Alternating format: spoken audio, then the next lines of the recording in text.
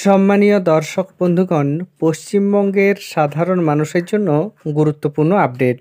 দীর্ঘদিন ধরে আবাস যোজনা এবং জব কার্ডের টাকা বন্ধ রেখেছে কেন্দ্র সরকার।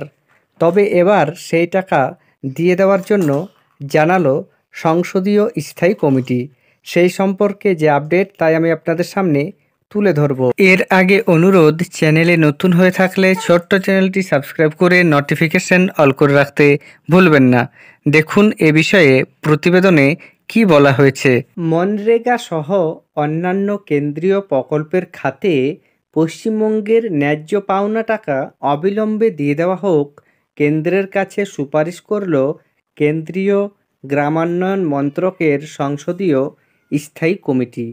পশ্চিমবঙ্গের ন্যায্য পাওনা বিপুল অঙ্কের টাকা আটকে রাখার কারণে ক্ষতিগ্রস্ত হতে হচ্ছে গ্রাম বাংলার সাধারণ খেটে খাওয়া মানুষকে। এর জেরে থমকে যাচ্ছে গ্রাম বাংলার উন্নয়ন। মোদী সরকারের কাছে পেশ করা সুপারিশে সাফ জানিয়ে দিয়েছে কংগ্রেস সাংসদ সপ্তগিরি উল্কার নেতৃত্বাধীন গ্রামান্বয়ন মন্ত্রকের সংসদীয় স্থায়ী কমিটি। এই কমিটিতে রয়েছেন তৃণমূলের দুই সাংসদ, লোকসভার দলনেতা সুদীপ বন্দ্যোপাধ্যায় এবং রাজ্যসভা সাংসদ শামিরুল ইসলাম।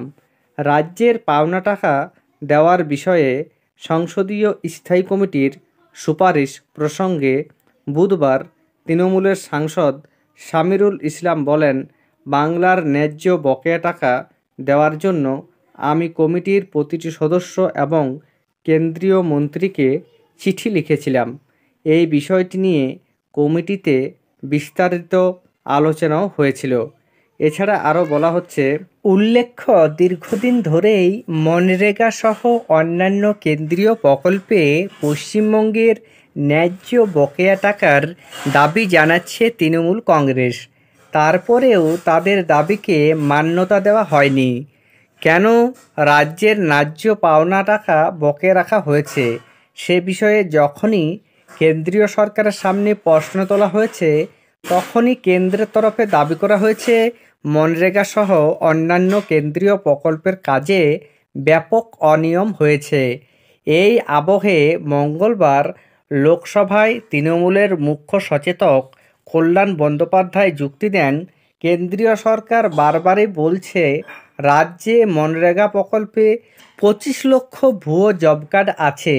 আমাদের দাবি হলো 25 লক্ষ লোক যদি দুর্নীতি করে তাহলে তাদের বিরুদ্ধে আইনি পদক্ষেপ গ্রহণ করুক কেন্দ্রীয় সরকার।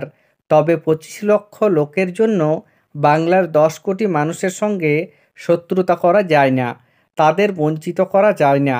এই আবহে বুধবার সামনে এসেছে কেন্দ্রীয় গ্রামান্বয়ন মন্ত্রকের অধীনস্থ সংসদীয় স্থায়ী কমিটির অভিমত, যেখানে অবিলম্বে মনরেগা সহ অন্যান্য কেন্দ্রীয় প্রকল্পের খাতে বাংলার বকেয়া টাকা দিয়ে দেওয়ার জন্য কেন্দ্রীয় সরকারকে সুপারিশ করা হয়েছে। এই সুপারিশে বাংলার বকেয়া টাকা প্রসঙ্গে কেন্দ্রের উপরে চাপ আরও বাড়বে বলেই রাজনৈতিক মহলের অনুমান।